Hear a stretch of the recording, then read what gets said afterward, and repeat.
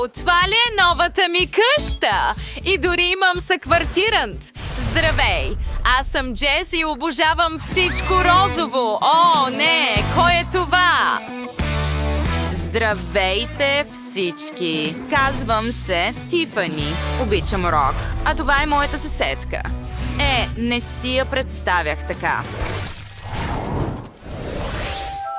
Имам мечта за красива розова къща. Дори знам какво трябва да направя. Хей! Какво правиш? За какво мислеше толкова загадъчно? Ще направя къщата на мечтите си и никой няма да ме спре. Нека започнем с боядисването на къщата. Ще използваме розова боя. О, само погледни това! Толкова е красиво! Чудесно! Цветът е магически и е напълно розов. Красиво е! Обожавам го! Тифани, какво ще правиш? Ще боядисам къщата си в лилаво. Нека стреляме с боя от пистолета. Цялата къща ще бъде лилава. О, чудесно! А покрива, разбира се, ще бъде черен. И ще го направя с горелка. Бързо и готино! Какво измисли Джес? О, хайде влез в моя двор. Благодаря. Това е метален резервоар. Трябва да го покрием с тухлена обвивка. Сега моят асистент Сам ще изреже прозорец. Добре, чудесно! Сам, не забравяй за рамката. Разбира се. Готово е, Джес. И не забравих за ярко-розовия покрив. Вау! Наистина прилича на истинска кола. Готови сме. О, чудесно! Точно това исках. Сериозно?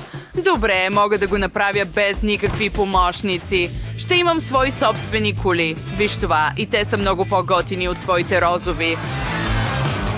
И сега ще взема черна хартия, ножици и ще изрежа красиви шарки от тази хартия. О, да, точно това ми трябваше.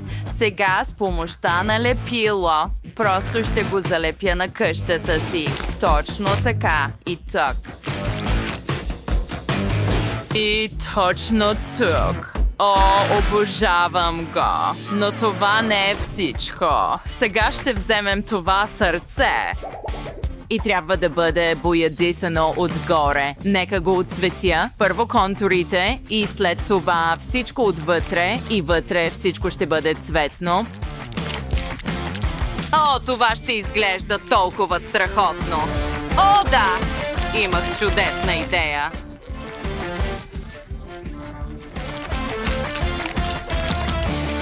Ще разбереш, когато видиш резултата. Добре, почти готово. Виж това! Вау! Чакай, какъв е този шум? Моят асистент трябва да направи красива веранда за моята къща. Колко прекрасно! О, не! Боли! Ударих се с чука. Боли толкова много. Какво да правя? Най-смешното е да гледаш как другият страда. Какво да направя след това? О, сетих се. Нека завинтим стълбове към верандата ми. Първо, ще ми трябват тези дървени пръчки. А сега нека сложа покрив отгоре и да имам черна ограда. Готово. Сега мога да правя барбекю на верандата си. Нека изпържим няколко кюфтета за бургери. Какъв вкусен аромат! Закачи един поничка точно тук. И на какво мирише? Вау! Тифани пържи нещо вкусно и съм толкова гладен. Какво да ям? О, сетих се. Ще си направя захарен памук. Имам специална машина за това. Нека опитаме. Вау! Виж това пухкаво нещо!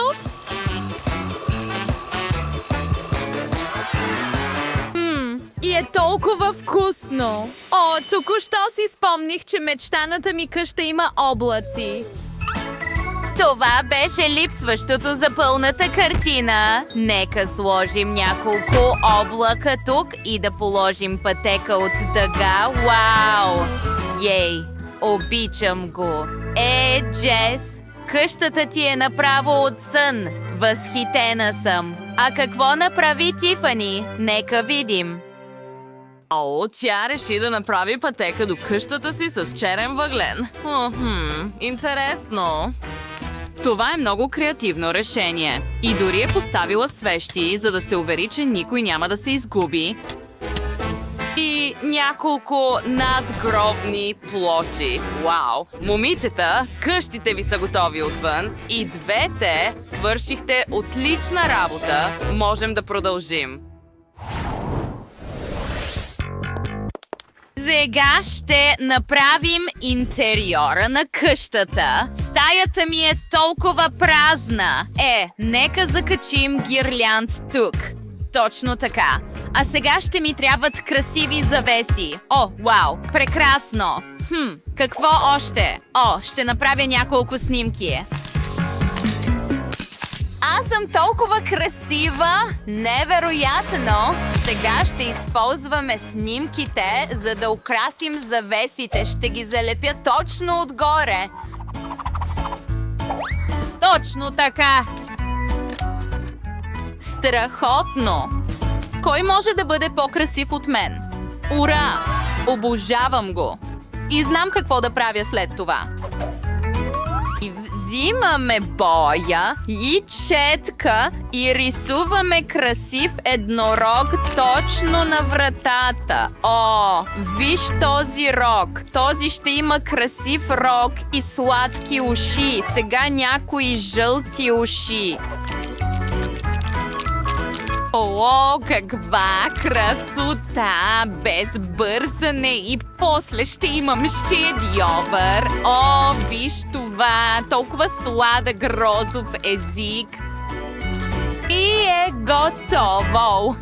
Изобщо не ми харесва таванът. Нека го украсим с пяна тръби. Те са цветни и приличат на дъга. Вау! Обожавам го! И искам да закача меки розови възглавници по стените във формата на сърца. Толкова готино и романтично. А какво ще кажем за пода? Разбира се, ще имам килим. Нека бъде и розов. И ми трябват много играчки и възглавници. Ще бъде толкова прекрасно. Не бих могъл да искам нещо по-добро. Сега мога да се отпусна малко. Реших да направя и моята стая. Вече съм окачил гирлянди и ще има плакат на любимия ми рок-албум на стената. Яко! Сега ще окачим още винилови плочи на стената. И да направя маса от гуми. Нека сложим свещник, паяци и тиква тука. Няколко черепа също няма да навредят. Нека сложим едно сладко столче точно тука. И съвършенство. Просто обожавам стаята си. Нямам търпение да направя парти тука. Да. Имам нужда от най-големите колони. Вау, ще бъде шумно парти. Готова ли е съседката ти, Джес? За това, сега нека пуснем любимото ми китарно соло. Това определено ще събуди Джес. Какъв е този шум? Не! Това е ужасна музика и е твърде силна. Тези звукови вълни ме отнасят. Дали лудата ми съседка Тифани е решила да организира рок-концерт тук? Поне Джес може да слуша хубава музика. Няма начин, изключи го. Не мога да слушам това. Ушите ми ще паднат. Дай ми го! Искаш ли да свириш на китара? Задръж укулелето, поне звучи по-добре. Джес, сериозно ли си? Каква отвратителна вещ? Няма да свиря с него. Хареса ли ви нашето видео? Тогава натиснете бутона за харесване и се абонирайте за нашия канал. До скоро!